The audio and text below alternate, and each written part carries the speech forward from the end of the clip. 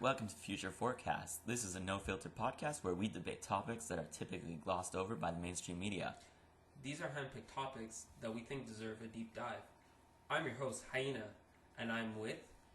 This is Fox, and today's topic is autonomous vehicles and their impact on the world around us.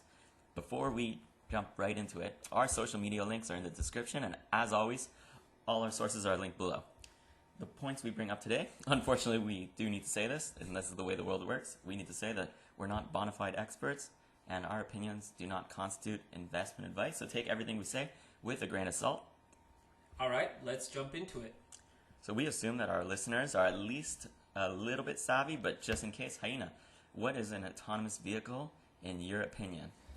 Alright, I think that autonomous vehicle is, I don't know, just a car that moves on its own, that's been operated on its own, it's being controlled by some sort of entity, let's say from some sort of server out there. Sort of like, those cars from iRobot, if anybody watched that Will Smith movie. Blast from the past. Blast from the past, 2004.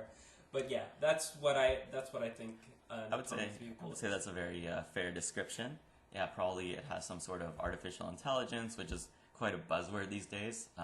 Oh man, AI here, AI there, machine learning here. I'm telling you guys, this is something that we often hear on just like the walks of life. Exactly. So, as autonomous, it's able to basically act by itself. So that would be where the name comes from.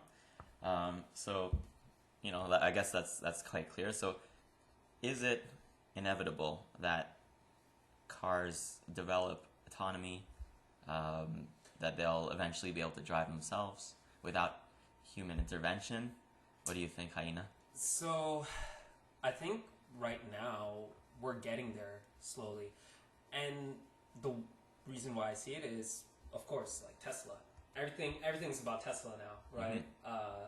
I can't go a day without going on YouTube or just reading some sort of article online that does not bring Tesla along, which is cool. It has their merits, and the thing is that I truly believe that autonomous vehicles are going to start getting deployed pretty soon, maybe in the next, 5 years, let's say 10 years. Yeah, definitely. Like if you look at the Tesla, I don't want to harp on a single brand, but they are probably the undebatable leader at this point in time in the field.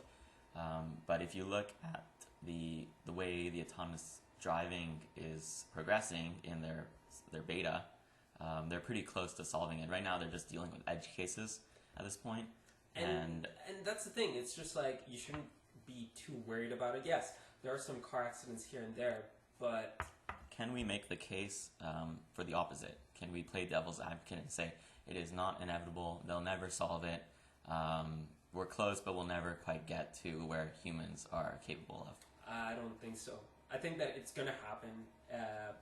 When and where, that's just something that we're kind of guessing, right? It's just like Fox over here is thinking, I don't know, what, next 5 years, let's say? I think autonomy will be solved better than a human, at least. Not like 100% fail-safe, but better than a human within the next 2 years. Shit. Or less. 2 years or less. Wow. Yeah, that's my... I'm very aggressive on this. Mm-hmm. With the way that the rollout is going on with the Tesla self-driving beta, I would say it actually is very close to a new driver in terms of capabilities. Yeah, that's actually interesting. For me, I'm a little more conservative just because I always thought that like maybe the technology is there, but I always think that it's just going to get like blocked. It's never going to deploy itself until the next like 5 or 10 years. So that's why I'm kind of like... Well, that's actually a fair point. So yes, you are probably correct that it's going to be actually government regulation that stifles the rollout. But I think that, maybe on, tracks or certain highways or whatever, where it'll be allowed, it will surpass the capabilities of humans within 2 years, and it's going to be the regulation which needs to catch up. And that's also the thing. You bring up a good point because I'm also guessing, or I'm also talking about it in the consumer point of view. Mm-hmm. So like really just like any regular Joe Schmo that's going to be driving this. So yeah, I don't think that it's going to be available in 2 years, but like you said, it might be available for more transportation, might be much more available for those things, because it's kind of like making me think as well while we're talking about this, with a lot of drivers kind of like leaving the force, we're starting to get to this point where who's going to replace those drivers? There's already a truck driver shortage. There's a ambulance driver shortage. There's a train driver shortage. It's all across the board, and they're having a tough time hiring. So I think economic forces are actually going to force the hand of certain industries well before the average consumer is comfortable with it. I think there's going to be early adopters that'll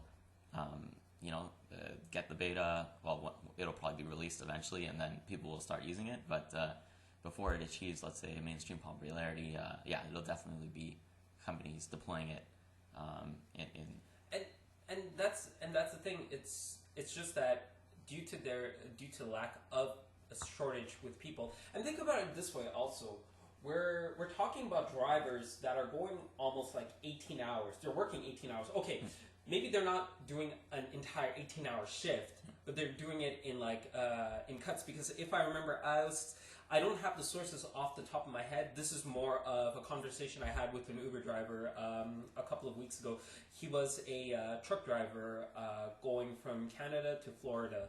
And the thing was, he was telling me, I think the regulations just kicked in, I think it was 3, 4, 5 years ago. And the listeners that are checking this out, correct me if I'm wrong. I can't remember the actual dates. We could probably check this out online right now. But from what he was saying is, I think it jumped in about like 5 years ago, where people can only work a mandatory of 8 hours kind of thing, and then they need to take a break. Because I do remember growing up, one of my dad's friends, he had driven for almost 12-hour, 16-hour kind of shift. And that was really detrimental for the person that's driving.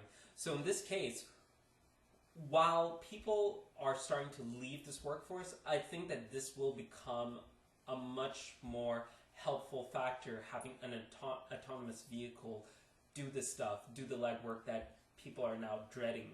So yeah, definitely. So like you mentioned, there's strong economic forces there in order to get rid of that driver. Because, for example, 8 hours a day, even 16 hours a day, the autonomous vehicle can drive 24 hours a day, no problem. On weekends, there's no bathroom breaks, there's no food breaks, there's nothing. It's literally always working. So if a company can increase their productivity by, almost threefold by having it drive more than 8 hours a day, then they're definitely going to do it.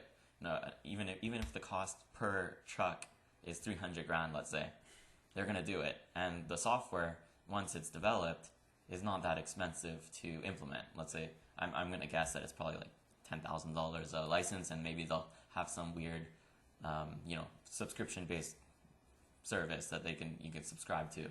So it'll be a lot cheaper. The productivity gains of going autonomous will far outweigh the cost of having these drivers, and eventually it'll be the truck lobby actually lobbying to the government to remove these regulations. And once you get all these parties involved, where there's a lot of money on the table, you're going to see the regulations actually flip really quickly. At the beginning, they might say, oh, okay, autonomous vehicles, you're allowed to drive only on the highway 24/7, maybe. And then they'll say, okay, in the city. And then, okay, on the small streets.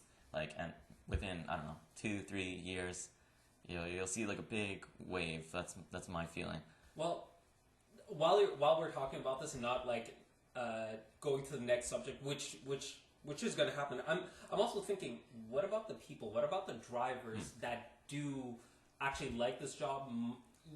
They're working 8 hours, whatever, but this is kind of like their source of income. Because the way that I see it is, there's a finite number of people that went into this job either because they were interested or either they didn't have really a choice.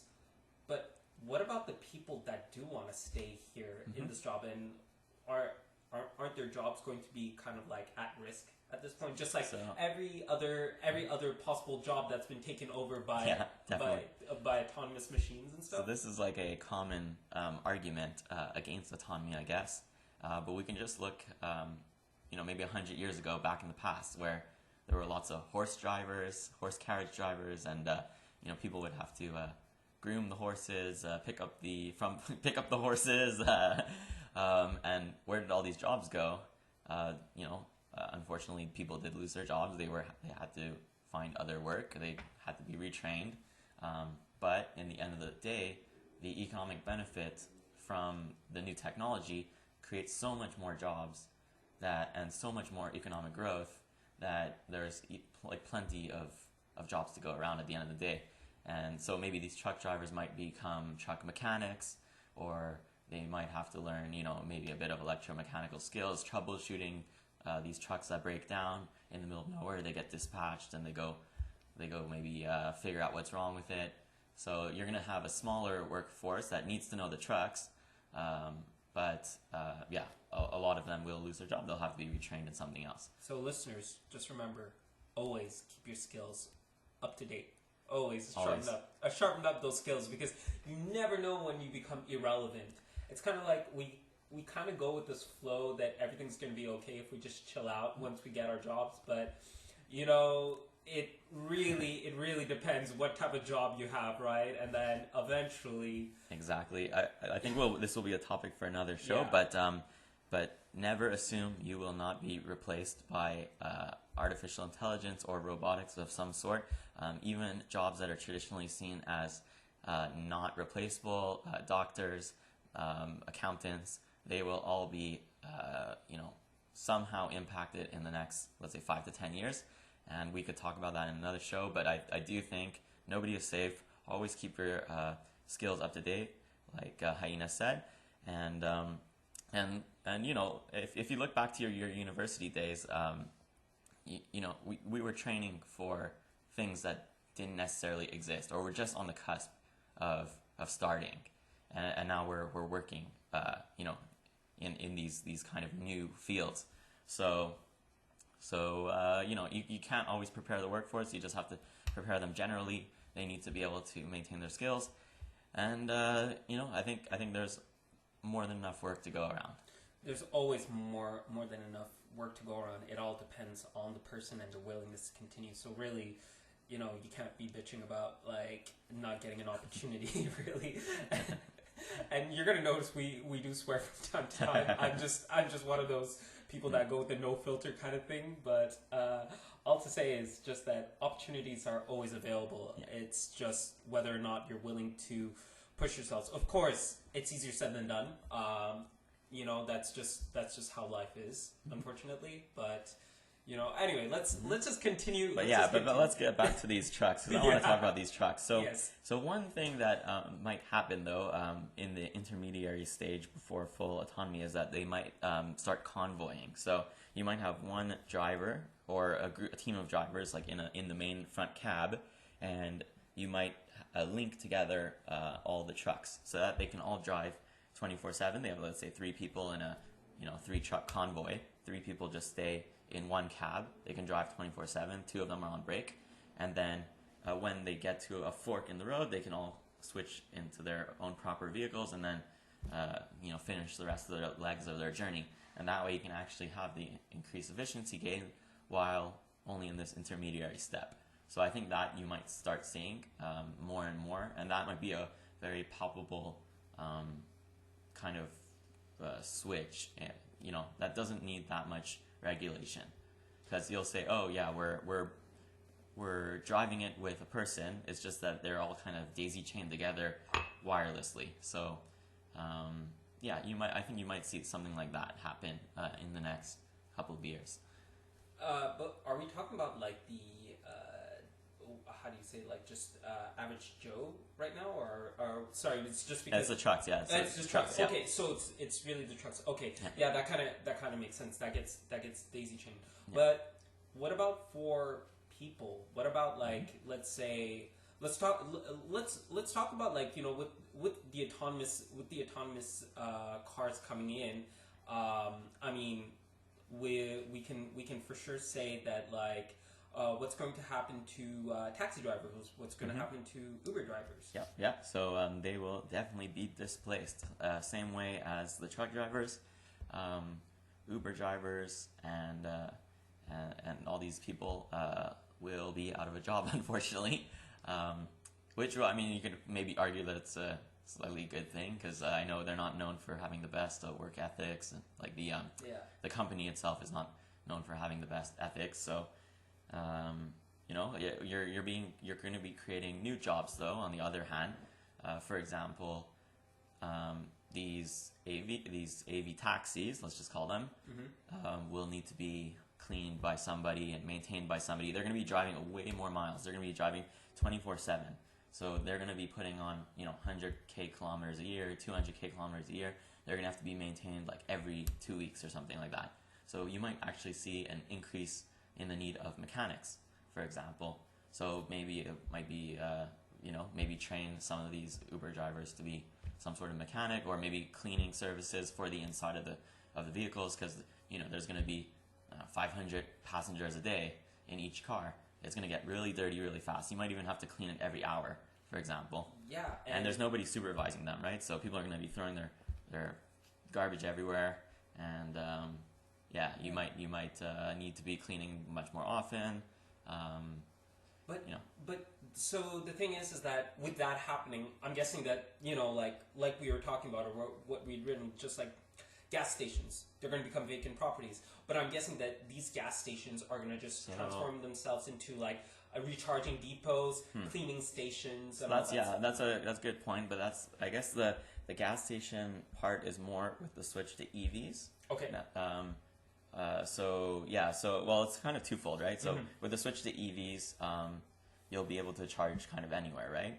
You can charge at your house. You could. What will probably happen is there'll be like some sort of centralized. You know how there's like a bus depot or a train depot that they maintain the trains overnight? Yeah, exactly. Because the AV can now drive. Oh, it knows it needs to be maintained. It needs to be cleaned because it has like a camera suite inside the car. It can drive itself to get cleaned. It can drive itself because it knows it's low charge. Drives itself to these depots where there's massive amounts of energy, right? Yeah. You can have 30 megawatts, 40 megawatts charging 1,000 cars at once. So what'll happen is what I think will happen is that all these gas stations, they're basically like vacant, useless land at this point.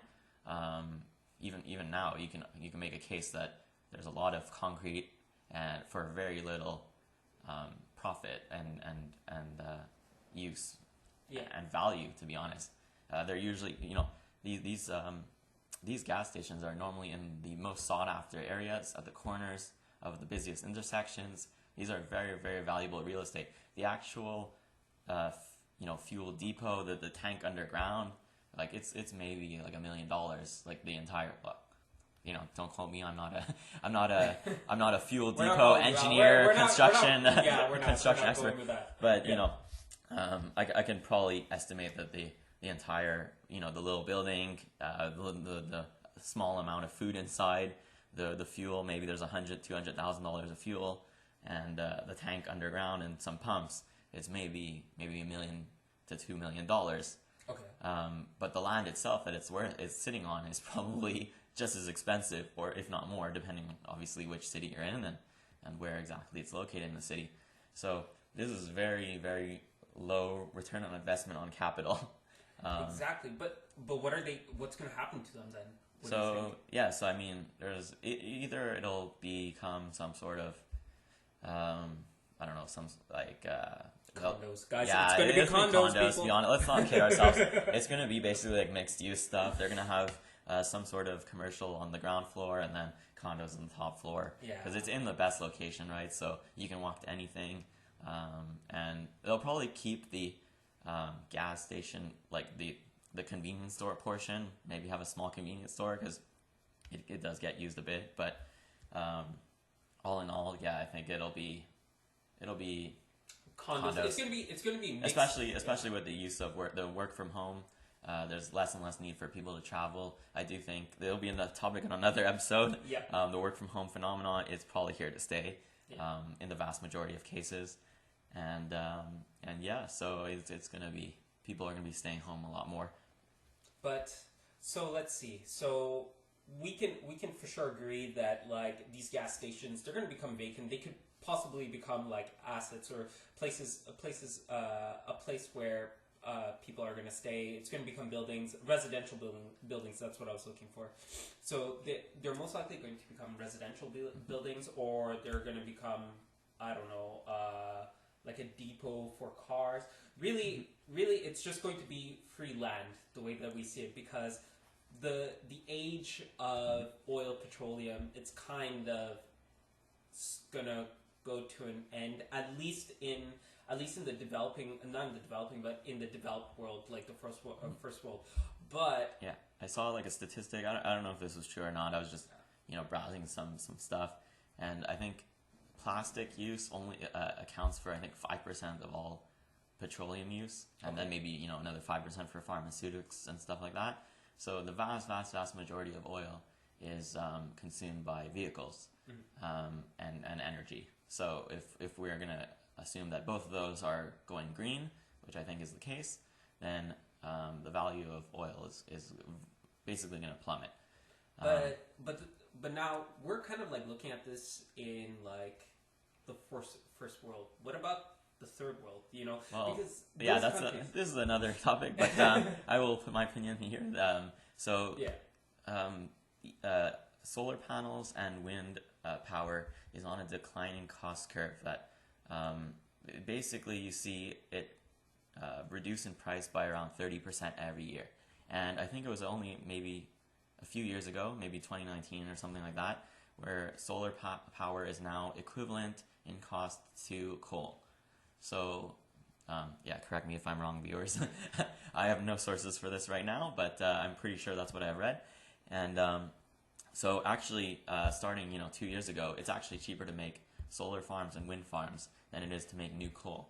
And so you're basically a fool. The economics are not with you if you're making coal power plants. Yeah. It's cheaper to just, and it's getting cheaper and cheaper and cheaper as more and more production ramps up. There's more new processes that are found. When I was in university, they were talking about like selenium, germanium, solar panels, and this new technology. And nowadays it's like, this was years ago, and nowadays it's like commonplace, and there's even newer technology that's even cheaper, and so I don't think fossil fuels are here to stay. I think it's a really bad bet to be having any stock in Esso or any of these gas station companies. Even them, you're seeing them now, they have green energy departments. That's their newest. I have a few friends that work in the green energy department. Okay. So, and they're dumping billions. Like, they're going to tell you otherwise in the media because they want to pump the profits as long as profitable as possible, to just drag in those profits that are basically free. They're making tons on these margins. But at the end of the day, they're putting the most money and resources into their EV department. Right. And I don't know if they'll be able to leverage their assets that they currently have in a successful way. So it's really a toppling domino effect right now. So it's just like slowly. Yeah, you're actually seeing it happen, where the less profitable gas stations are actually starting to close already. It's true. Yeah. So you actually see it happen. So, if this is just the beginning. This is the beginning of the S curve, and you're going to see, let's say, in the next 3-4 years, once EVs are the majority of the market share, or the majority of new vehicles purchased, you're going to see an exponential decline in the gas and the usage of gas. So, and so let's just from EV, let's just go back to autonomous vehicles. Exactly. Because it's just like this is the thing that's gonna happen. We're gonna have to always keep our heads on track with what we're gonna be also talking about, because it seems that just the topics itself, it's gonna merit quite a lot of discussion, and we're hoping that in the future we're gonna have other people join us so we could hear their opinions as well, and then we can kind of keep a debate going on. Sometimes I'm just out of words. I just kind of listen to Fox over here talk, and I'm just yeah, that's true, that's cool also. But then I just want to hit him up with some questions. So one of the things that I like to also try and figure out is, with the introduction of AVs, less cars are going to be sold, but then with less cars being sold, and we're talking about ICs, we're talking about internal combustion engines, with them being less and less sold, like what's going to happen to I'm trying to figure out what I wanted to say. I'm just wondering well, let's be clear that it's not just ICE cars, right? So if you're autonomous, you can drive 24/7. So for example, you can have this Uber kind of autonomous vehicle service where it picks you up and just brings you where you need to go with an app, and you don't need a car at all, right? It's going to be just companies that own the cars, and since it's driving 24/7, you can have a lot less cars on the road because you can just be picked up at will, and then the car can just go do something else while you're at work, and then it can come pick you up when you're done. So you're trying to say that cars are not going to be owned by the general public? I would say in the vast majority of cases, it will be less economic. It will be less economic to own your car, and thus the vast majority of people will not own a car anymore because it'll be only for rich people. But now think about it this way, Fox. Like while you're explaining this, another question comes to my head. So that means that people will not own these cars; they're going to be owned by the government. Let's say. I think it'll be a company that will be based in the country of your purchasing, because there'll be too many cybersecurity risks, which we could talk about later. Yeah. So for example, if there's less cars sold, these companies will need to increase the price of each car sold to recoup their profits. They will not let their profit margins fall. So you're going to see maybe these cars go for 10. Let's say you use your car on an average. I think it's the statistics 1 to 2 hours a day. Yeah. So you can expect to pay around 10 to 12 times the amount for a typical car in the future. So let's say, because there'll be 10 times less cars on the road. Yeah. So let's say you're gonna pay $300,000 for a car, which is like having a house. It won't make sense for the vast majority of people to pay $300,000 for a car. People just don't have that type of money. So in the vast majority of cases, it might be companies who provide this Uber or Lyft service who own all these cars. It's like a fleet that you can just subscribe to, and you can use it as you want, and it'll be very simple.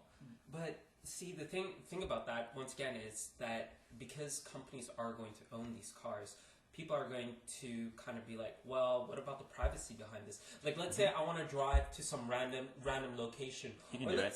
Or let's say it's drug dealers. Like let's just throw that out in the air. I think drug dealers will. Well, this is an interesting one actually. I've never thought of this, but what I would assume would happen would be they would have their own, let's say, mini drone delivery service or something like that that's autonomous that just flies from place to place. Honestly, like I don't know. Or they could just put the drugs in the car and then send it on its way, and you can deliver packages, I guess, like that with the car. You could put like your briefcase into the car. It just drives itself to the location, and you get picked up by somebody.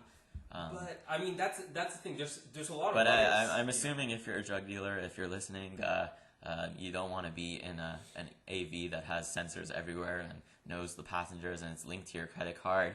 And I think there's just better ways to do it, to be honest. Well, that's it. That's what I'm thinking, because it's just like, these people, it's like their bread and butter is the products that they're selling. So they're going to be right now at the mercy of some company car that's going to be controlling the stuff. So they're going to be tracked. And I also think in the long term, all drugs will be legalized, and that could be a topic in another discussion. Yeah. That's going to be a hot debated topic. That I'd like to hear one of our guests come in, and then let's just figure out what they think. But all right, let's just move on from there. I mean, so let's say nobody will own their cars unless you're super rich and you have a reason to own a car. Like the same way someone owns a private jet, right? Like it's much more economical for you to buy an economy class ticket, for a few $100. The average person has access, back in the day, flying used to only be for the super rich, right? Yeah. And now it's very affordable. Almost everyone flies. Everyone has a passport. So it's going to be like that, right? Where the vast majority of people don't own the plane. Yeah. They just use it, and they pay to a big company that owns the assets. It'll be much cheaper, and it'll open a lot of possibilities for people. For example, if you don't have a car, you don't need to park it anywhere. So imagine you have a house and you have a garage typically, or a driveway. So you don't need either of those things anymore. You don't need to. It's going to be a lot cheaper. It's not just you don't have to pay for the gas, and you don't have to pay for the car, and you're paying some company the subscription service, and you're losing out. No, you're actually gaining a room in your house. Your garage can be converted into something else. It could be a workshop. It could be another room. And the driveway, you don't need to maintain a driveway anymore. You can just have grass or whatever. You don't need to maintain it. You don't need to repave it every few years. You don't need to clear the snow. It's going to be a lot cheaper. So you're talking about a lot of pros, but see, and all of that is enticing. Like, don't get me wrong. The con is definitely that they have your information. They know where you're driving. They have cameras in the car probably to make sure it's not damaged and destroyed the car, and they see what you're doing. So you have less privacy. But I mean, you have a walking phone that spies on you in your pocket all day long. So I think in the long term, people will accept this. This is my feeling.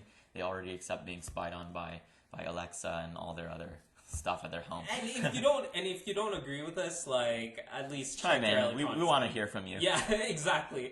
Because I'm telling you, most of our stuff is already tracked. It's just kind of like it's not really nobody. I've seen these big tech companies, and nobody has time to go through your stuff. Nobody cares unless they have a reason to care, and there's like a warrant from the FBI. There's just, the amount of petabytes of data that they like create in a single day. Nobody has time to go through your stuff.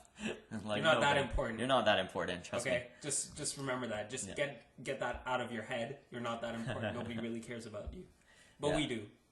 we love you guys. We love you. Awesome. All right, but like aside from that. So if you don't own the car, you don't need to maintain it. You don't need to go get your tires changed if you're in an area that needs winter tires. You don't need to fill it with windshield wiper fluid. It's not your problem. You don't need to fill it with gas. You don't need to charge the car. You have nothing. But now, let's talk about availability. So the fleet will have to be a bit larger than it would normally need to be just to handle peak surge, right? Yeah. So if you travel to work at the peak, unfortunately for you, you might have to pay a bit more. Fortunately for you, it will likely still be cheaper than owning a car. That's the thing, because people have to see the long-term effects, and this is the problem. Not a lot of people really think about the long term, but they think about the short term. So I still think that this is going to cause a lot of issues, because what I'm thinking is it's fine and good that we're gonna have like an increased space in our area, in our homes, but the availability of the car, this is going to be an issue, because the way that I see it is, okay, so companies are going to own this car. We don't need to own this car. We could just call it as a ride service, just like Uber. We just like put it on our phone, car comes. But then what happens if there's a lot of people that need a car? So this is going to become a carpooling service. So that means that you're not technically going to be alone in the car. You are technically going to end up being with a bunch of people, and the reason why it's that you want to avoid, the algorithm is going to try and avoid traffic in general. So there's going to be less cars, meaning that you're going to get to A to B pretty fast. But guess what? You're going to be with other people. So what about that? Well, I think, yes, that will ultimately be one of the options. Just like it is with Uber and Lyft now, you can choose to carpool and you can pay a lower rate. It'll be the same thing. You can choose for the private service at a slightly higher rate if you don't want to carpool with other people. So yes, that'll happen. It'll be a choice, and you can pay for it. And yeah, like I'm just gonna stick another topic out there, but we're gonna try and remember about this. What about the car fanatics?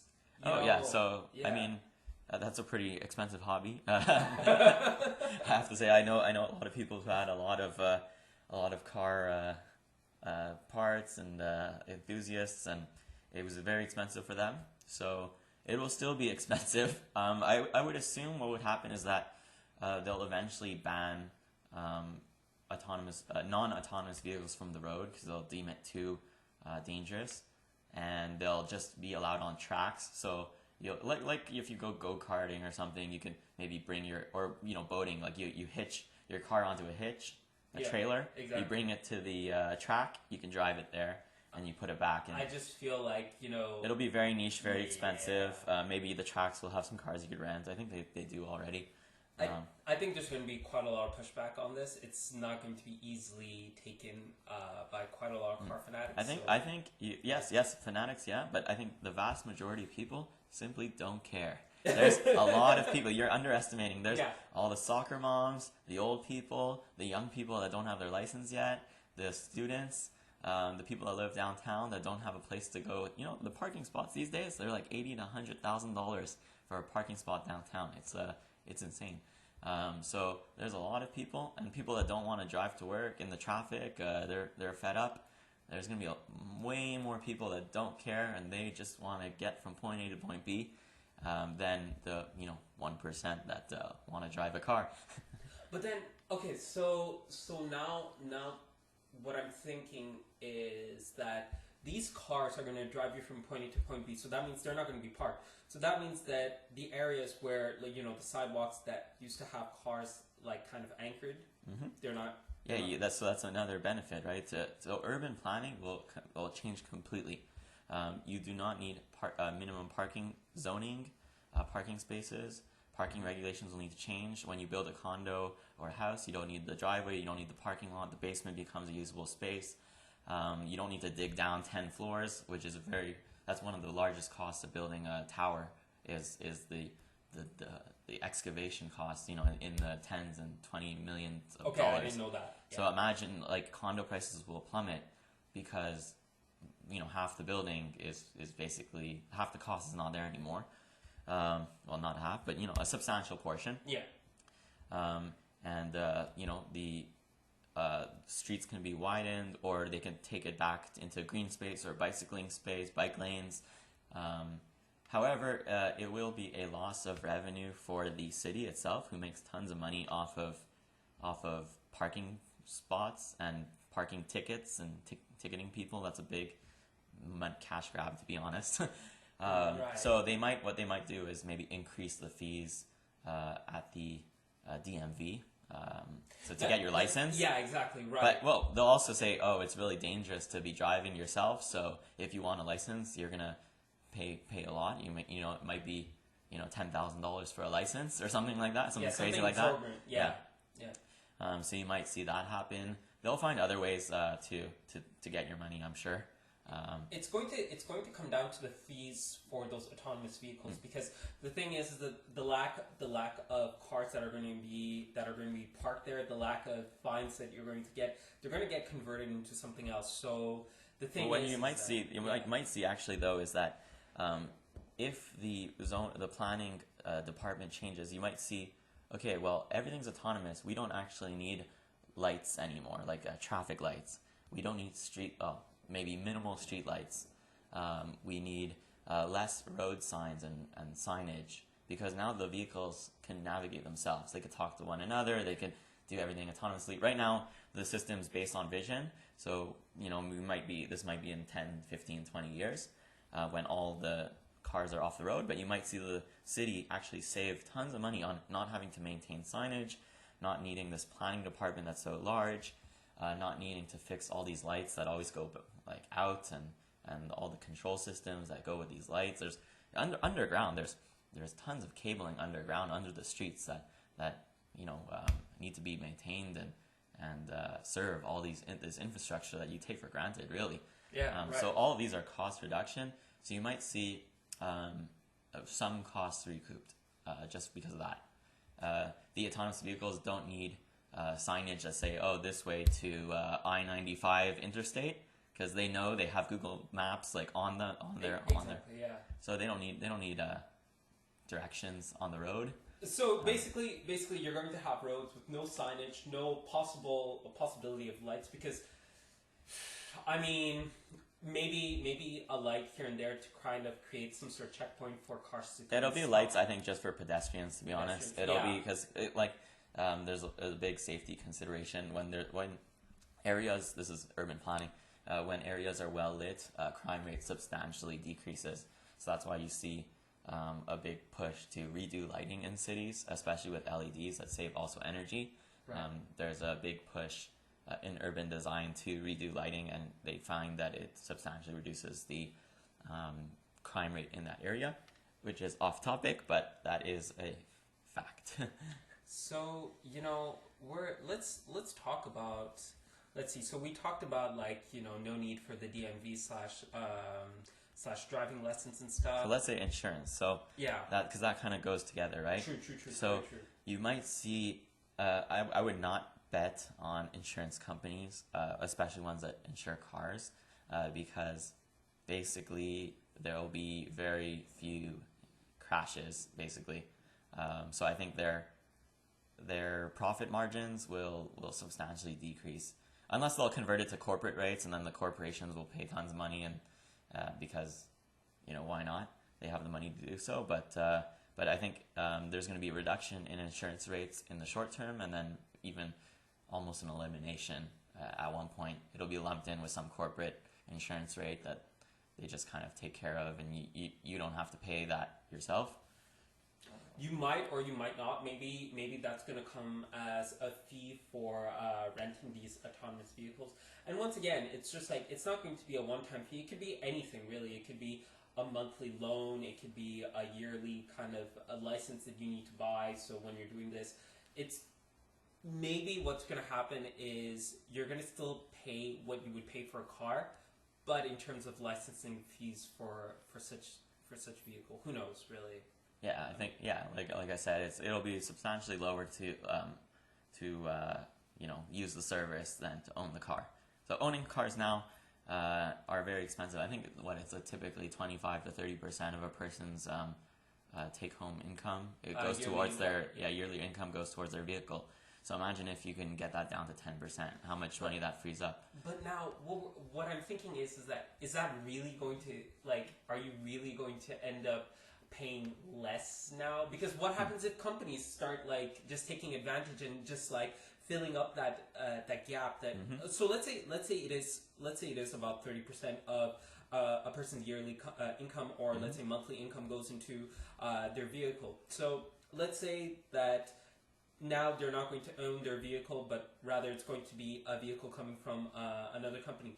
Maybe we're going to reduce that 30% to 10%, but what happens if those companies end up filling up that gap? What happens if it doesn't change now? Now it's more like you don't have a vehicle, but rather your vehicle is technically owned by a company, but you're still paying the same amount. Yeah. What kind of guarantee? So I would say that the math still, I think, is in your favor at that point, because cars are depreciating assets. So even if you're at 30%, let's say the same cost, but your asset, because it's depreciating, right? That is an interesting point. If it was, let's say, for housing, I would argue, you're right, it doesn't make sense anymore because it's an appreciating asset. Cars in general are depreciating, so not having the assets actually not a financial, less of a financial liability, right? Yeah. So. But that's it. That's what I was just thinking about, because it's kind of okay, now you don't own the asset, but you're still paying the same amount. Yeah, I think in general though it will decrease, just because the usage rate of the asset is substantially higher, right? Yeah. So even if they say, oh, we're gonna assume you drive 5 hours a day and you only really drive 1 hour a day, and we're gonna charge you for that. Technically, you were paying for 24 hours a day and it wasn't being used, right? Right. Well, so, anyway, but let's go back to that point of depreciating asset versus appreciating asset. I guess that's not called an asset if it's depreciating, but a depreciating liability. I don't know. But eventually, these cars that'll be $300,000. It's like owning a house, because you can now rent it out, right? If you could be a small business owner maybe that rents out your car, and you make a profit off of it, and you charge these people to use your car. So it actually becomes, you're transforming this depreciating asset to an appreciating asset, and it's making money for you. So you might see a lot of boutique small business owners come and they have a small fleet of 5 to 10 cars, Yeah. and they just lease them out all day, and they have to manage it themselves. They have to clean it. They're cleaning the car themselves. They're doing all the little maintenance themselves. It's a small mom and pop shop, but maybe something like that might happen.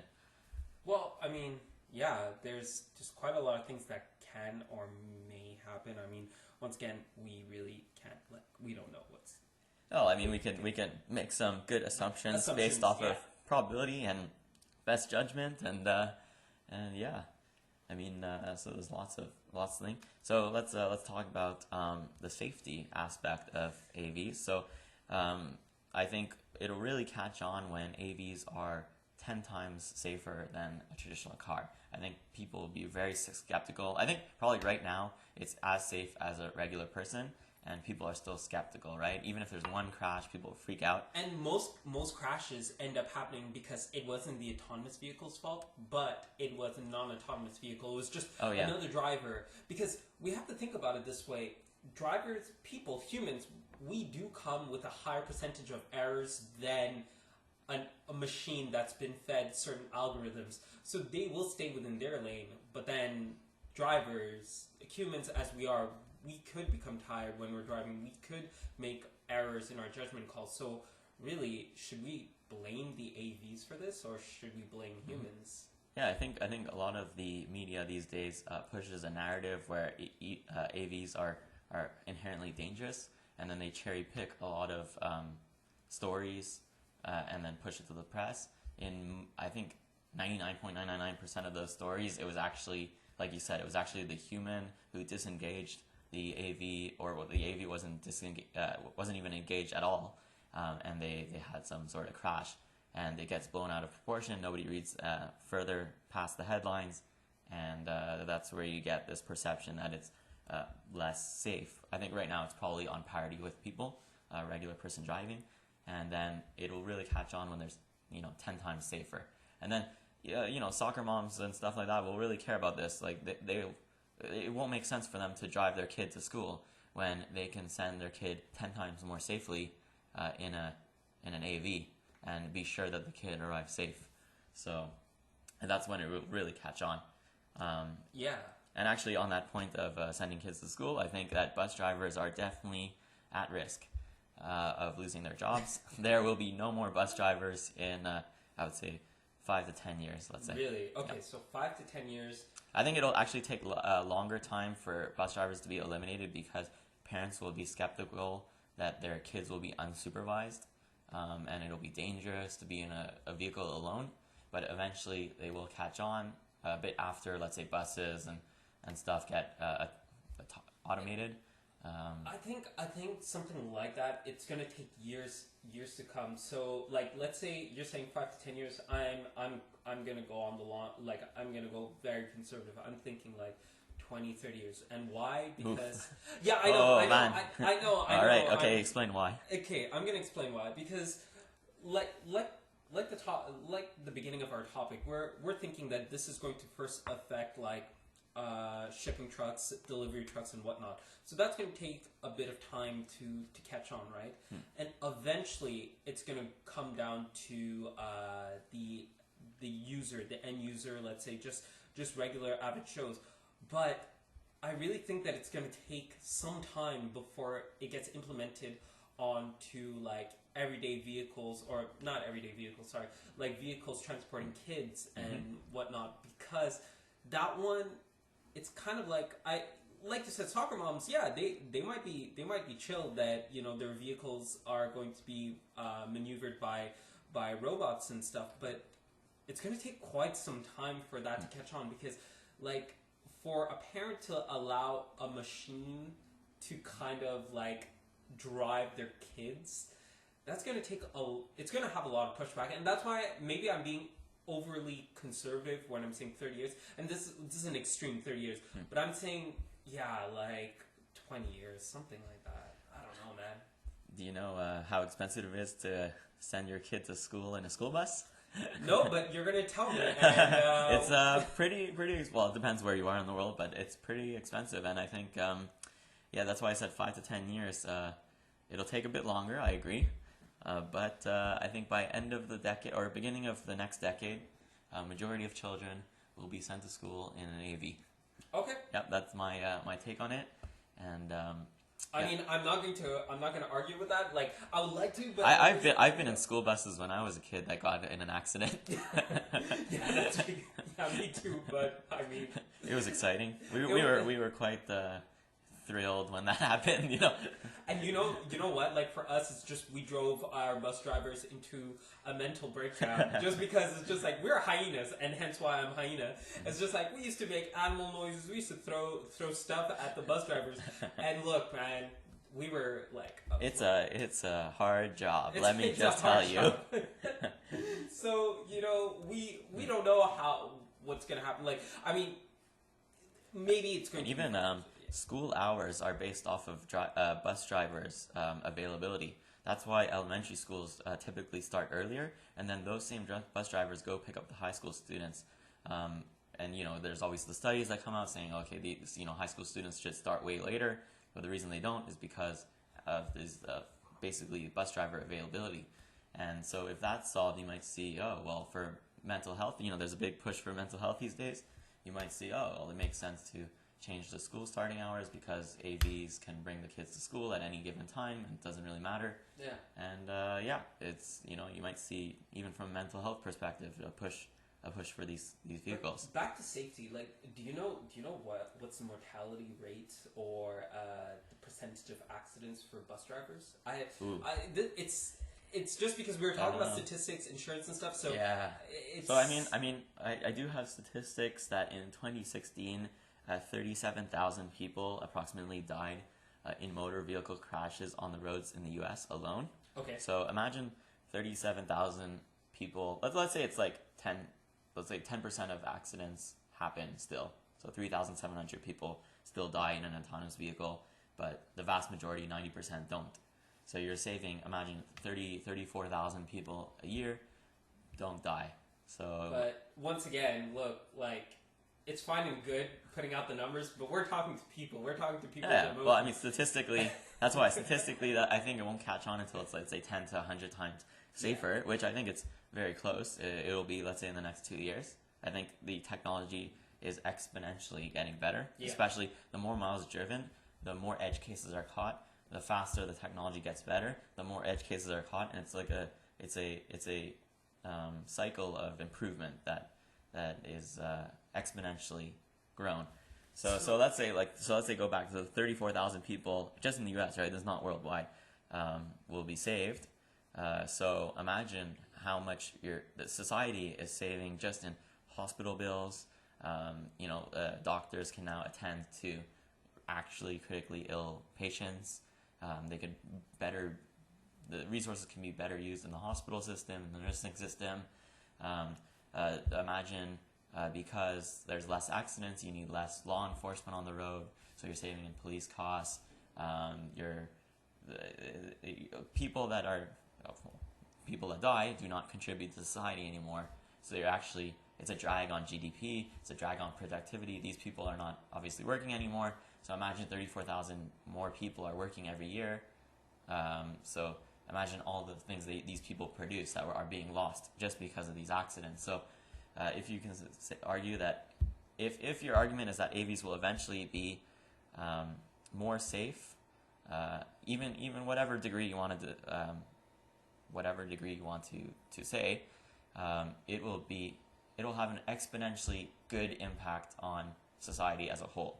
And it'll cascade down multiple sectors throughout life, basically. Yeah, and I think that's one of the cool things that are going to happen, the good things that are going to come out of it. But problem is that people really have to take a step back and think about that rather than think about like the short term issues.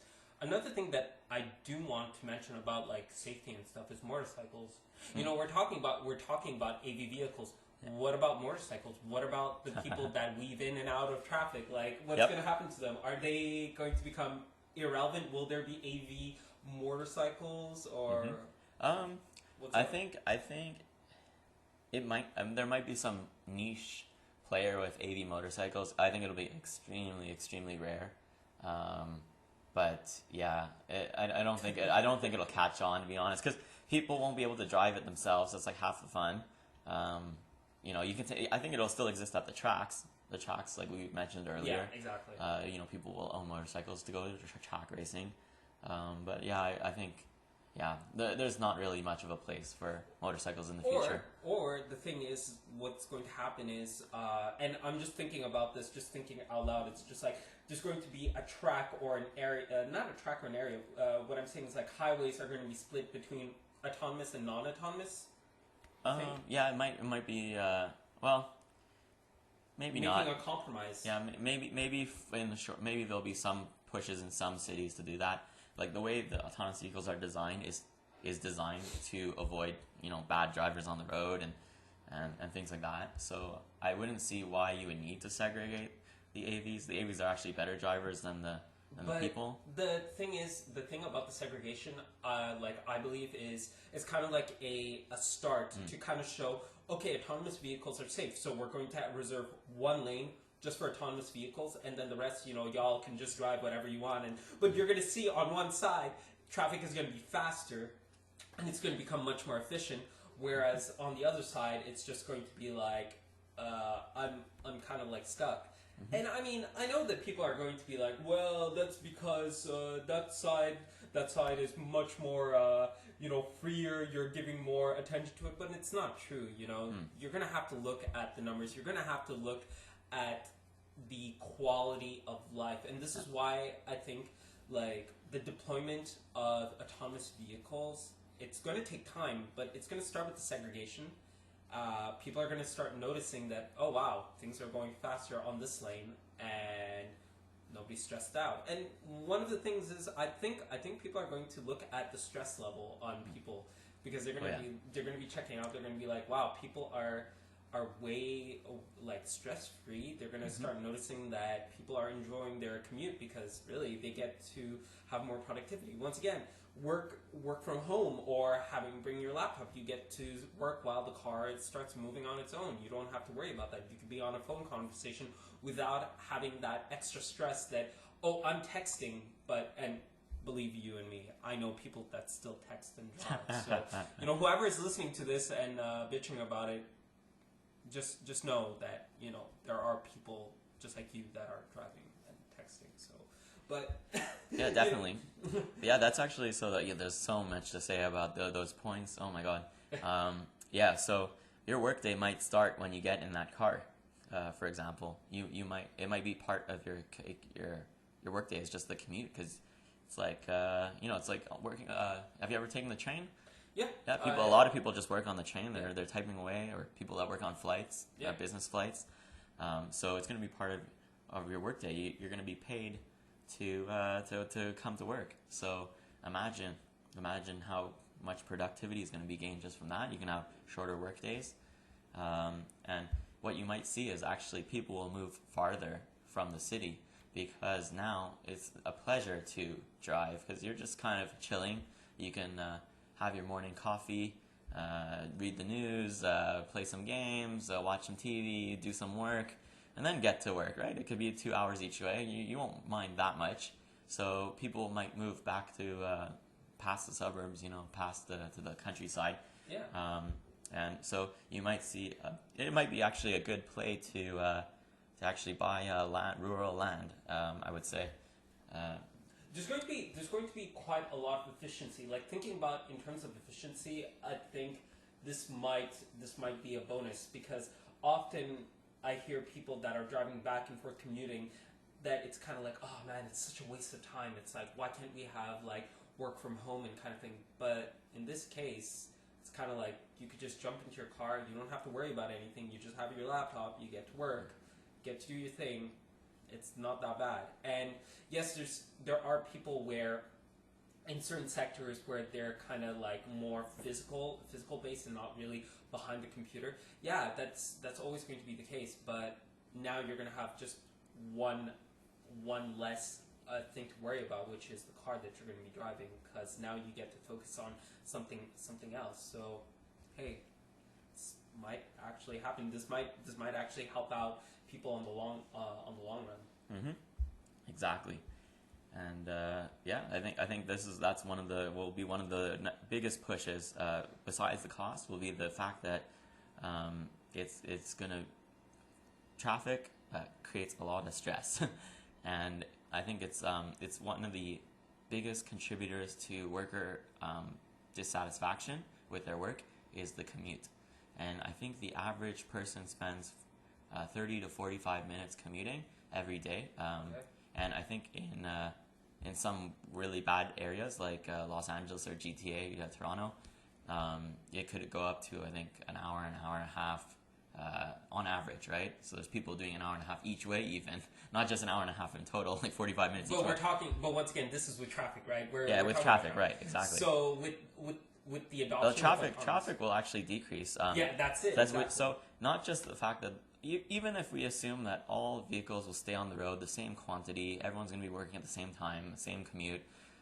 Just the fact that a lot of traffic is just due to bad driving habits. People braking and not paying, braking suddenly, not paying attention to the road, swerving in and out of lanes. I think there's a term for it. It's like ghost traffic or something like that, where you're driving down the highway and there's like a bunch of traffic and you get to the end of the traffic and there's nothing there. There's no accident. You're like, what the hell? Why is there traffic? Well, the anomaly is happening because someone swerved like 30 minutes ago and it actually created a cascade.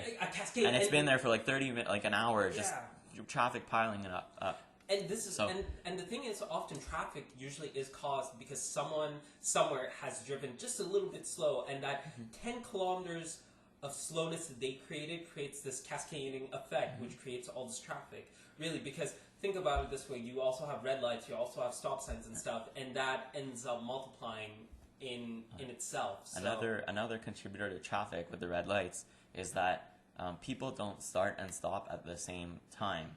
So it's kind of weird to explain this, but if the traffic light were to turn from red to green and every single person would immediately start accelerating at the exact same rate, you would have no traffic. So what happens in reality is that the first person at the front of the line starts going. Then the next person behind him waits and sees he starts going. Then he starts going, right? Yeah. And then, so there's like a whole, if you look at it from like kind of a workflow perspective, there's like delays built into each start. Yeah. So imagine taking like I forget what those charts are called. Like it's like when you're doing a system programming with the state change. State machines. Machine state change diagram. I forget what it is, but there's a weight, an inherent weight built into every state change of every vehicle in the entire lane. Propagation delay. Yeah, propagation delay. Imagine every single one of those delays is gone because every car can know exactly when to start and stop. So that is a huge saving, and a lot of red light traffic will be completely wiped out because of that. Another thing that might happen is that the car is so efficient at driving, you might see like fuel reduction. You'll see less wear and tear on the vehicle because it only needs to start and stop exactly the amount it needs to. Like people over brake, people oversteer, people over accelerate. So you might see that, and what you might also see is eventually they might remove speed limits because the vehicles can operate at 200 kilometers an hour, no problem, no accidents, because it's able to process things at like 1 trillion frames a second or whatever it is, whatever it is. 1,000 frames a second, and it could calculate every single possibility 1,000 times a second and choose the best trajectory. So you might see speed limits being removed, so that'll increase the flow of traffic. You might see cars can actually drive closer together because they're able to react faster, so they can actually reduce the space between each car. So you'll have cars following each other really, really close together. You can squeeze more cars into the same lane. So all of these factors, you'll see traffic substantially decrease. Also, accidents such as not accidents, but let's say drunk driving, and just like people that are just that are intoxicated. They could just jump into a car and it's just gonna drive. This way, you don't have to worry about your loved one or your friend or something like that goes out partying, gets drunk, and gets smashed basically, and they need a way back home. Well, they could just kind of hobble their way into a car, just sit there, and they're just gonna go home. you're going to reduce traffic. Like that, let's say it's day drinking or stuff. You shouldn't be day drinking, by the way. But you know, as life things happen. But you know, we're gonna reduce accidents based on this. People can just jump into cars. They don't have to worry about this. There's going to be less harassment in cars because you know, if I remember correctly, there were allegations in Uber where people were getting sexually assaulted by these drivers and whatnot. Oh, that's a huge problem with with male drivers and female customers. Passengers and like stuff. especially a lot of women won't take Uber at night because you know it's sometimes a bit sketchy, unfortunately, even with the best rated drivers. So now think about it this way: you just hop onto a vehicle that's manned by autonomy, an autonomous vehicle. You don't have to worry about that. You could actually feel safe. You don't have to worry about these things. So that's one of the neat things. And traffic is one of the largest drain on the economy. I forget the statistic. I can look it up later, but it's something like every minute of traffic is like $1 billion of added GDP or something crazy like that. Just in terms of productivity, and if you reduce traffic, you increase the gains to the economy is enormous. And also the quality of roads, because the thing is, correct me if I'm wrong, Fox, but it's just sometimes I see roads where like the pavement is just melted in. Like you could see not tire tracks, but you could see that a vehicle was standing here very long because the amount of weight that they're carrying. And because of traffic, they're kind of like sinking certain roads. So think about it this way. Yeah, I mean, if we can say that there's going to be maybe more trips because of AVs, because it'd be so convenient, maybe that won't be reduced. To be honest, I think that's a corruption and bad road design. And I don't know about that. I think that, but I mean, you could say, oh well, we can. All these Uber drivers can maybe now go repair the roads because we're freeing up all this capital. So maybe that will be something that happens. But yeah, I'm thinking that we're starting to reach towards the end of the show. I just wanted to maybe talk about cybersecurity.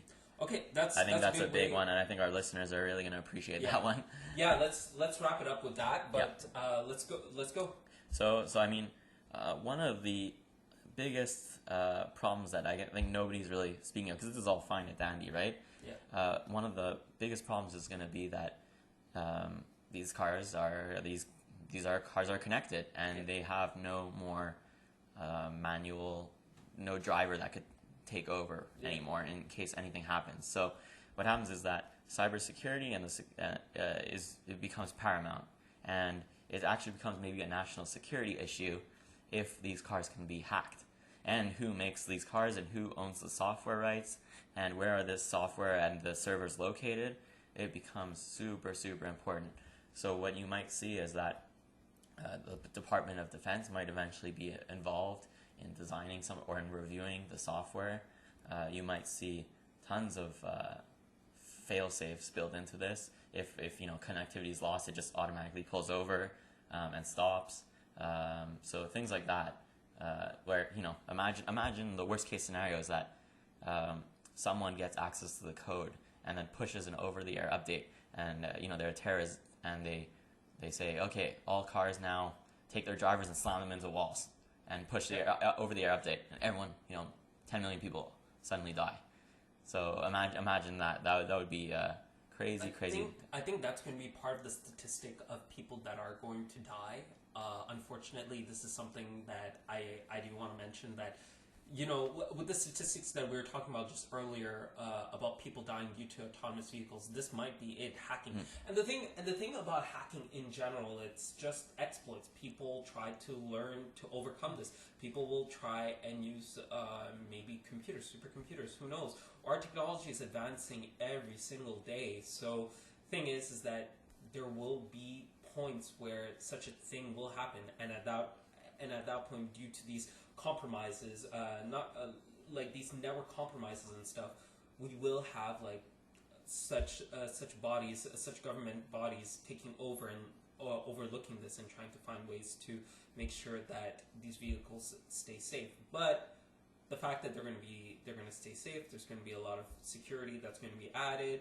videos are going to be taken, footage is going to be taken in the car. So yeah, privacy is going to become a question, but that is part of securing such vehicles. So Definitely. But yeah, that could be a new.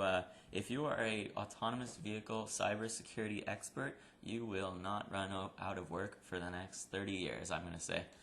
yeah, So that is definitely a field you want to be in. If you are in school right now, that is going to be an up and coming one, very important, and it will be very well paying. So definitely, that's my suggestion on that one. So there you go. Fox is being the best mentor out here, just giving out some life advice, giving out some education advice. You know, you're going to be making quite a lot of money if you go into cybersecurity. It's always been a thing, and it always will be a thing. So, you know, we're never going to run out of cybersecurity specialists, especially in these days. And also, once again, AI. Like anyone that's going to machine learning, anyone that's interested in AI, that's going to be the biggest thing. So, out there, with the rise of the machines that we've already stated, it's going to be. I think what you'll see is that actually a lot of the AV specialists, like in AI AV specialists AI, or programmers or whatever you want to call them, once we solve autonomy, there'll be much less resources dedicated to it because it's already been solved. So there'll be people working on improving it and things like that. But these people will be like redeployed into the next sector of the economy that will be automated, basically.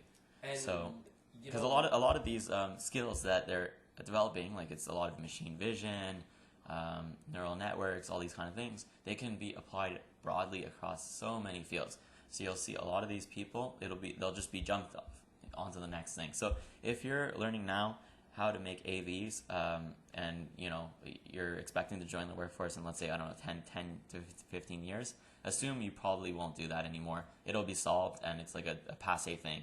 It'll be done. So you'll actually be training for something that's old. So you want to get into the next thing, and I think we should talk about this. Like, seeing that we're wrapping up, I think we should. And that will definitely be the topic of one of the next episodes. So you know, we're like, as this is a pilot episode, we're just testing things out. We're gonna see how it goes, and we're gonna figure out what's our next topic. And so, you know, thanks to we have a big topic list, but let us know what you want to hear from us.